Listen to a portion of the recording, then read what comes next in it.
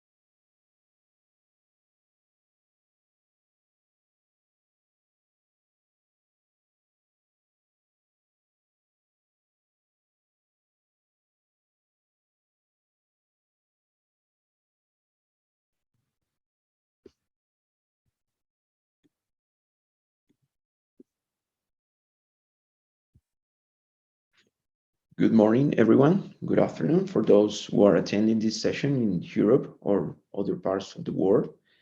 It is a pleasure for us to be here with you at what is our second event in English as the Riesgos Catastróficos Globales team. Our second research topic is AI risk management in Spain within the context of the European Union AI Act. Let's remember that we are also streaming on YouTube.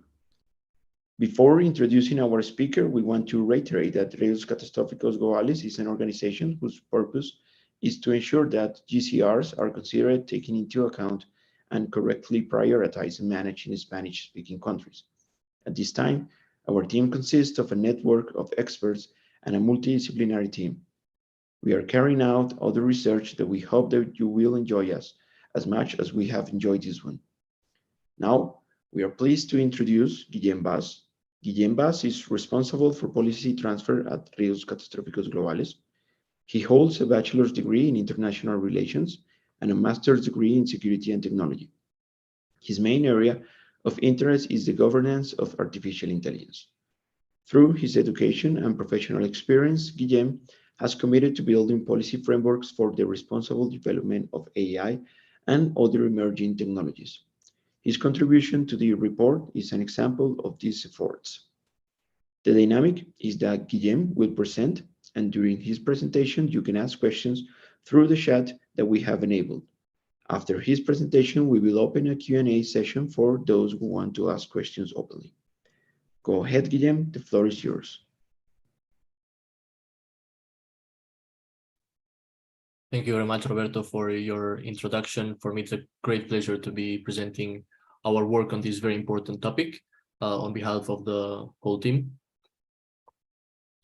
So the presentation will consist of 5 sections. In the first one, I will briefly introduce the topic and I will contextualize a bit our report. Later, I will continue presenting the risks derived from artificial intelligence that we have identified and wanted to highlight. In the third section, I will outline the governance framework that we propose to prevent and mitigate those risks. I will wrap up with some conclusions, and finally, we will move on to the Q&A session. So, as we all have probably witnessed in the past years, the capabilities of AI systems are increasing significantly, especially thanks to breakthroughs in machine learning and advances in computational efficiency. And it is believed that this rapid advancement will continue in the future, and that indicates a possibility of developing AI with general domain cognitive abilities at the level of human beings or even beyond that. as we can see in this general timeline, during the last decade, there have been several breakthroughs in artificial intelligence. We have seen models that excel at machine translation. We have seen models playing complicated, very complex games, such as Go, better than the best human. We have seen scientific breakthroughs such as AlphaFold solving the protein folding problem. And of course, in this last wave of generative AI, we have seen AI models generating code, generating text, images, videos, and audio out of natural language instructions. And as we are seeing, we are moving toward a generality of functionalities, and this combination of generality with the rapid development that I was talking about before is originating concerns on the potential harms that artificial intelligence could cause if it is not properly aligned with human values and goals.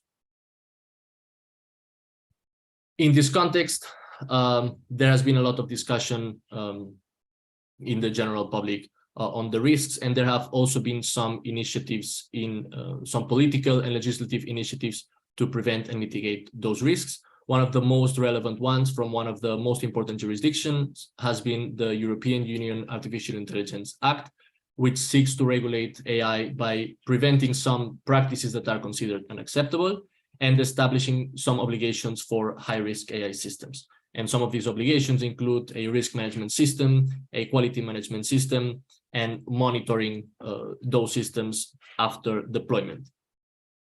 This is a very comprehensive legislation, which includes all AI systems in all sectors except for the military sector. And we believe it is very important to influence its outcome because the European Union has a lot of political and economic influence, and therefore many providers, even outside of the European Union, will be subject to it and will be influenced by it. And we decided not to focus only on the European Union, but on Spain, which we believe has a great opportunity to influence the outcome of this regulation, which is still not approved, but in negotiations. It recently began the final phase of the negotiations, and it is expected to be approved by the end of 2023 or the beginning of 2024. And Spain has two main avenues to influence this final stage. The first one is a regulatory sandbox. Spain will be the first country to host a regulatory sandbox for this regulation. And the second one is that Spain will hold the presidency of the Council of the European Union in the second semester of 2023, so from the 1st of July. In this context, we have elaborated our report, which seeks to propose recommendations and amendments for the Act, propose specific actions to be tested in the Spanish sandbox, arrange and disseminate ideas on AI, which are often not so accessible in Spanish, which is our first working language, and contribute to the debate, to the global debate on the present and future of artificial intelligence. Now, moving on to the concrete risks, this has been the result of an exercise that we conducted by reviewing literature and also by doing an elicitation exercise with external experts. And what we have come up is a taxonomy in which we divide risks in two main categories: adversarial risks and structural risks. In the case of adversarial risks, we define them as those with a specific origin. That is to say, there is a direct link between the harm that is being caused and the cause of this harm, which is, in this case, an agent, as we will see later on. And in the case of structural risks, we have those derived from the large-scale deployment of artificial intelligence. And by large-scale deployment, we mean the widespread adoption of the technology or the adoption of this technology in very critical areas in which it can have a large influence or large consequences. So as for adversarial risks, as I mentioned, these are linked to a specific agent, and this agent can be human or non-human. In the case of humans, we have people or organizations that are willing to misuse artificial intelligence to pursue their goals. This can be rogue states, maybe willing to maximize power or to exert control over the population. It can be non-state actors, such as, for instance, terrorists or criminal organizations driven by financial gains. But we have another novel origin, which is that adversarial risks can come from AI systems themselves, which can behave autonomously and cause harm on their own. Now, this, once again, is a novel challenge that we have to address with novel approaches. And we want to emphasize this as one of the most important things to take into account. This is a topic that we could be talking about for many hours, but we try to summarize it as well as possible.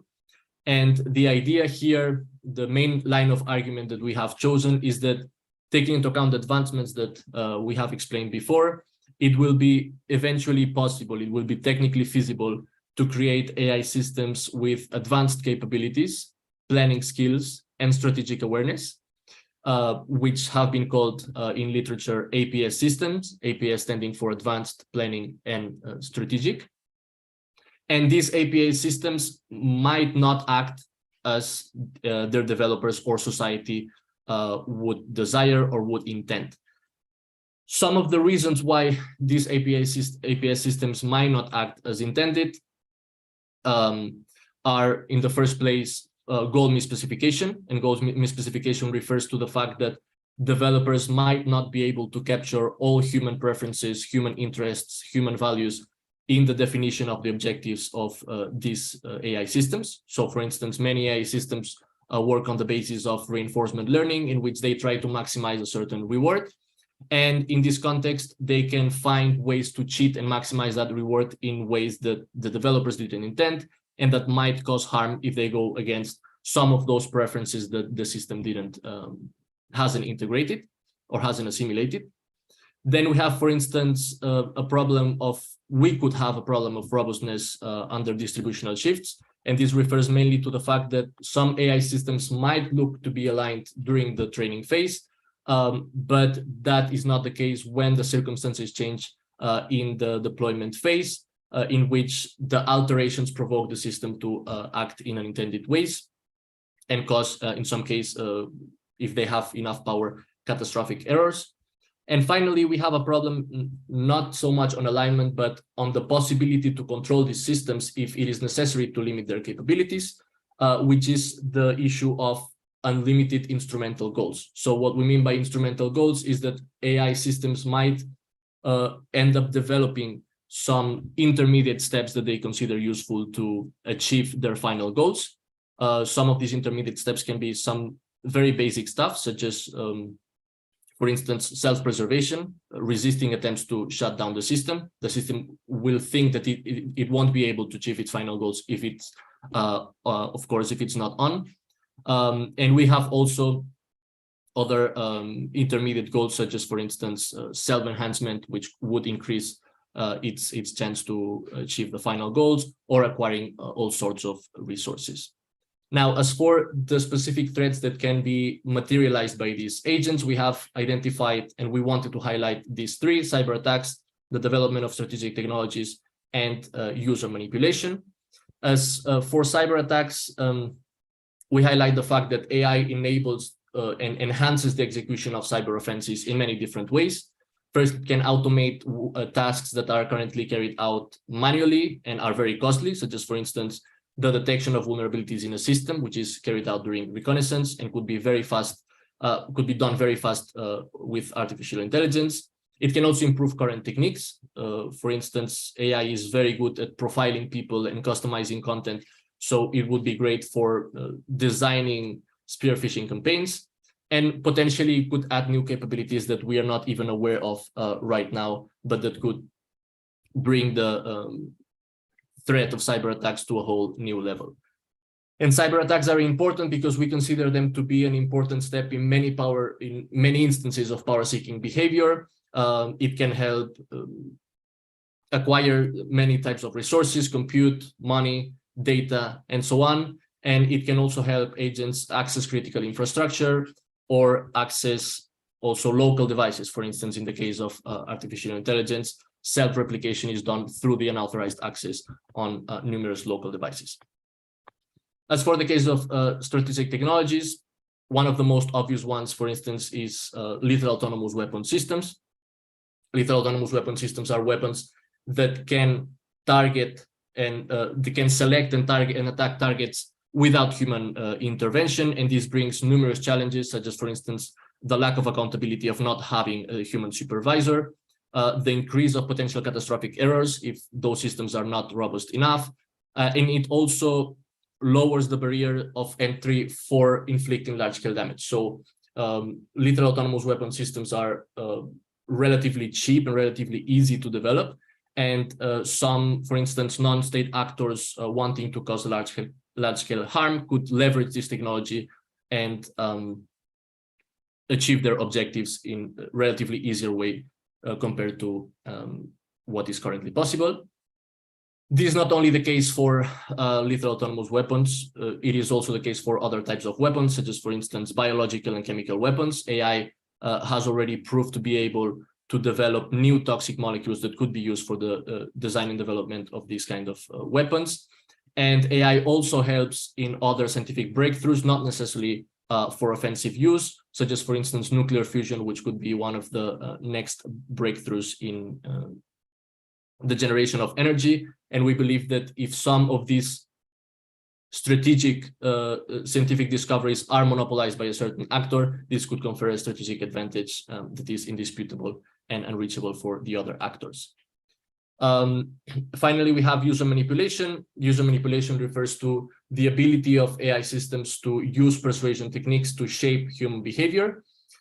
This is already the case for very basic algorithms, such as content selection algorithms, which are able to shape our, for instance, commercial preferences. But there are other systems which are already able to shape or to influence very personal decisions, such as decisions in dating or preferences in politics. And we believe that more advanced AI systems, such as APS systems, will be able, if willing to do so, to use much more sophisticated persuasion techniques that we might not even understand to influence our behavior, even if we are not aware of that. As for structural risks, we have these 5 categories.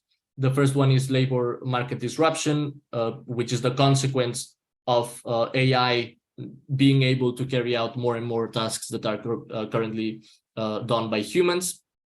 Already the current level of the current capabilities of generative AI make it able to automate 1/5 of all jobs globally.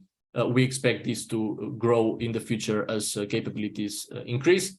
And unlike in other technological breakthroughs, it is likely that the creation of new jobs will not compensate these job losses, which would bring a lot of people to unemployment. As for socioeconomic inequality, we echo some concerns that the big providers of artificial intelligence could capture and monopolize the added value of AI, and in that sense, concentrate too much economic power, economic and political power.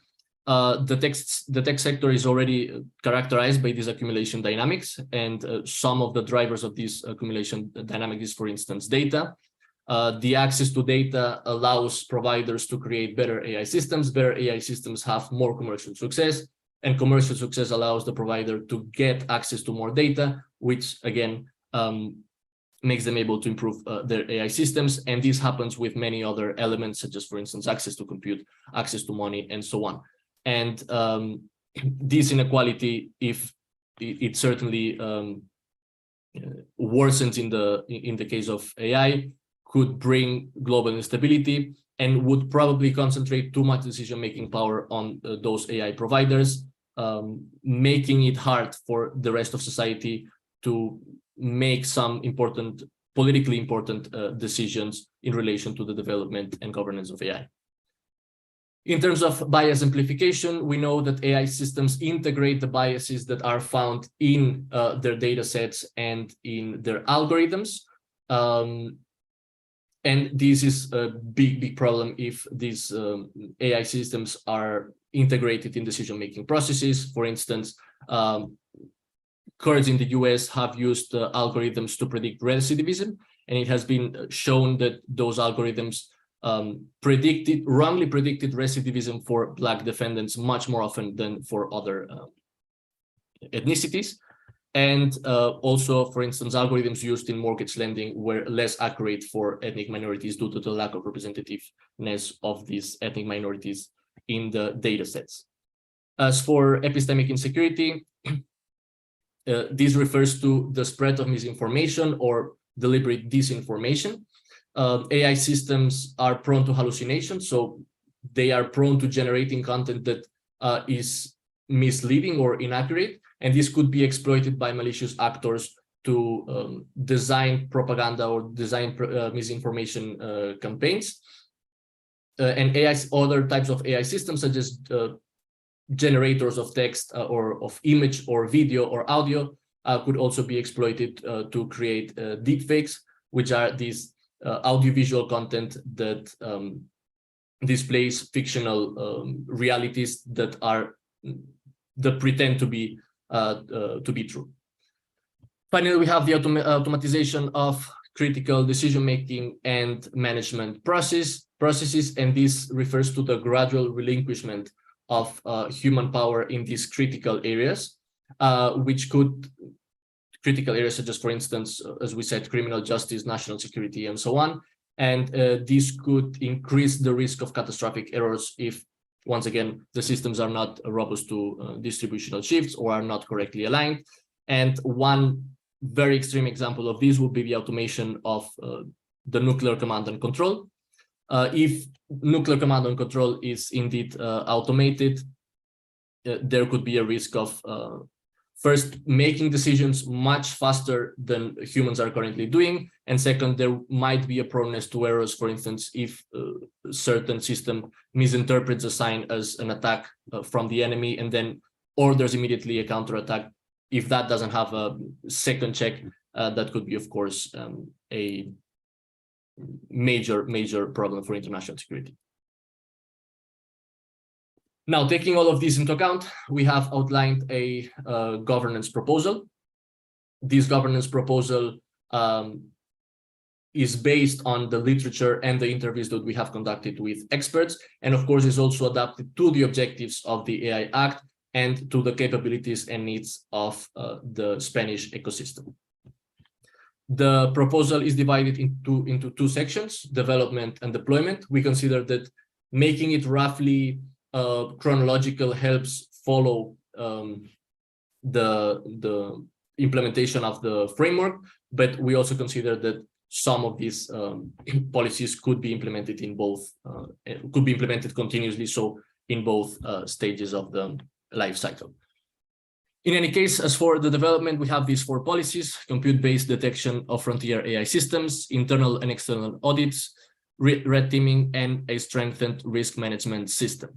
Now, as for compute-based detection of frontier AI systems, we start from the assumption that training compute, the compute that is being used to train AI systems, is a relatively good predictive measure for the capabilities of the resulting system. So, in other words, the best systems are those that are trained with the largest compute.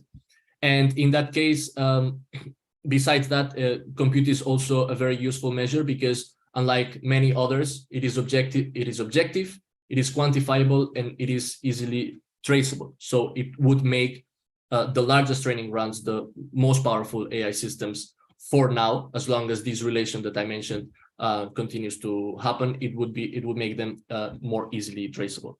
Now, the draft of the European Parliament already obliges providers of large foundation models to include the training compute in the technical documentation of their foundation models. And what we ask is that this information should be easily accessible for authorities, for these authorities to be able to map the capacities, the computing capabilities of all AI systems, and to detect those with the largest training compute. And those with the largest training compute, namely frontier AI systems, as we have called them, should be subject to more stringent policies, such as external audits, as I will mention later, or more stringent monitoring in the deployment phase. Now, internal and external audits. Here I want to emphasize first external audits. As I said, the most powerful AI systems should be subject to external, to third-party auditing processes. These auditing processes should have a 3-layered approach. So they should analyze the governance structure of the organization that is responsible for the system, the applications of the AI system, And finally, they should evaluate the models per se. Now, the evaluation of models is something that we want to highlight and we consider especially important. We want these evaluations to make sure that the model doesn't have dangerous capabilities. And this is something that some actors internationally are already working on. For instance, we have talked with ArcEvals, and we have talked with Apollo, which has been recently created. And we want these kind of organizations to proliferate in other jurisdictions to make sure that models definitely don't have the dangerous capabilities, such as the ones that we have mentioned before. This would require a lot of funding. This would require training a lot of talent, but we believe that it's important for this to happen. And we also believe that it's important to start standardizing this process. So even if the field of model evaluation is very young, we believe that it's also important to start establishing some principles to guide these model evaluations. And this would start an iterative process in which the model evaluations would improve the standards, and the standards would continue to guide these evaluations in continuous improvement. As for internal audits, this should apply to other high-risk systems. This is already included in the AI Act. The only thing that we have developed some recommendations to reinforce these internal audits, but what I want to highlight is that these internal audits should be carried out by a separate business function within the AI lab, so that some sort of independence and much more credibility can be given to this kind of auditors. As for red teaming is a structured effort to detect vulnerabilities in a specific system or organization. It's something that is carried out very often in the field of cybersecurity. And we find it also very useful for the detection of vulnerabilities in AI systems. In this case, we recommend that public authorities should coordinate these efforts through a network of professionals that should detect these vulnerabilities. And they should look for instance, functionalities in the AI systems that can be misused by rogue actors.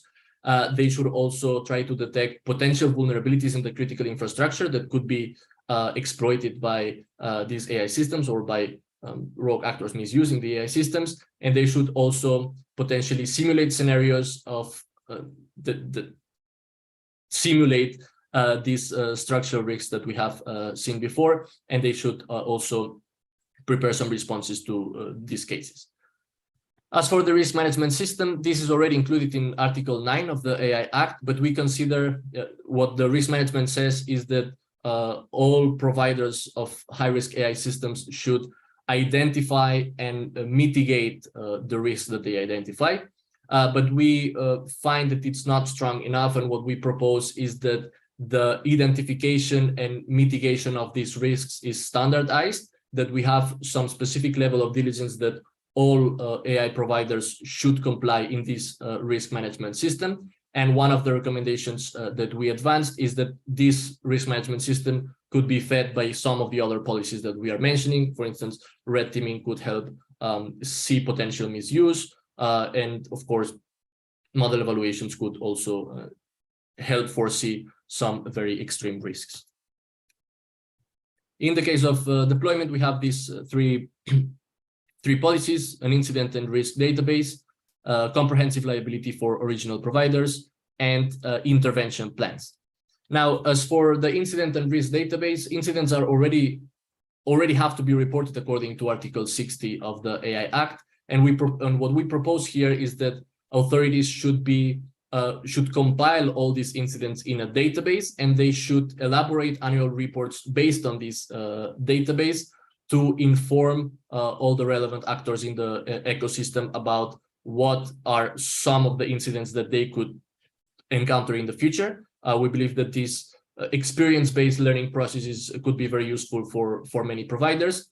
And we also believe that this incident database could be complemented by a risk database in which not only materialized incidents, but also incidents to be materialized and that are identified according to that Article 9 that I was mentioning are also included in this database, so that we don't create this culture of having a reactive response, rather having a proactive response and mitigating the risks before they actually happen to anybody. As for the comprehensive liability for original providers, we are referring to a topic of discussion that is very hot right now in the European Union.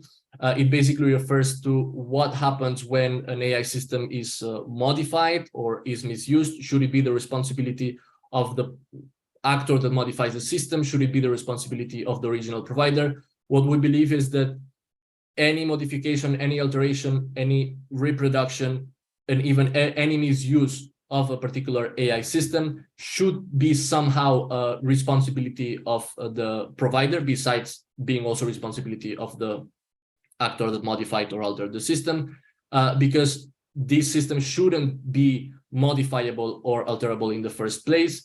So what we believe this would make is incentivizing original providers to guarantee the integrity of their AI systems, so that these AI systems are not, once again, modified, altered, and so on. And some of the measures that these original providers could implement in that regard would be, for instance, access controls, data monitoring to prevent unauthorized accesses, and so on. Finally, intervention plans refer to a section in the AI Act in which obliges national authorities to monitor the market to detecting any potential harmful AI system. But we believe that that section is not so well developed, and what we tried is to develop a proactive intervention plan for Spanish national authorities, which would include systematic control campaigns, especially for those frontier AI systems that we were mentioning before. And these campaigns would include, for instance, inspections of the documents, inspections of the system itself, visual inspections in the hardware of the provider, or visual inspections through APIs. And on the side of providers, we also recommend implementing some safeguards, which would guarantee that, in fact, if a product is, or if an AI system is proven to be harmful, it can actually be adjusted, or it can actually be withdrawn in the worst case scenario. Finally, we have two additional conceptual considerations for the AI Act, which we believe make the whole framework a bit more comprehensive and a bit more coherent. The first one is integrating general purpose AI systems and foundation models, which is something that again has been proposed by the Parliament, but is one of the main topics of discussion. We believe that foundation models should be subject to all the policies that I have mentioned, and general purpose AI systems should be subject to many of them, especially those that are related to misuse, such as, for instance, red teaming, a very stringent risk management system, and the monitoring of the system during deployment. And in the second case, we have a recommendation to keep attending the governance of AI in the military sector. Now, at the beginning of the presentation, I said that the military sector is not part of the scope of the Act, but we believe, we accept this lack of competence. So the main reason why it's not part of the Act is that the European Union doesn't have enough competences to regulate the military sector, but it can actually guide the European countries to govern the use of AI in the military sector. It has already happened through a few resolutions from the European Parliament, for instance, condemning lethal autonomous weapon systems, and we think that it's important to keep working on the preservation of global peace, for instance, establishing guidelines on the application of international humanitarian law in the use of AI in the military sector. So to end up with some conclusions, in the presentation, we have argued that the rapid advancements in AI bring about consensus on the associated risks to this technology. The risks that we have identified are divided into these two categories, adversarial and structural risks. We think that we have a great opportunity right now to help prevent and mitigate those risks through the European Union AI Act and particularly through Spain, which can contribute positively to this act through the regulatory sandbox and the presidency of the Council of the EU. And in this context, we have outlined this proposal with 7 policies and 2 considerations that we think can improve AI governance and risk management in general. We think that this is a very important topic to discuss at the societal scale, and we think that it's very important to start thinking about potential solutions to the risks that we have outlined. That will be everything from our side. Now we will move on to a Q&A session, so I will give the word back to Roberto. Thank you very much, Guillem. Now we open the Q&A session and the mics are open. And please, in the chat, we just put, please follow us on LinkedIn, Twitter, our website, and on YouTube. So you have any question, then you can ask right now.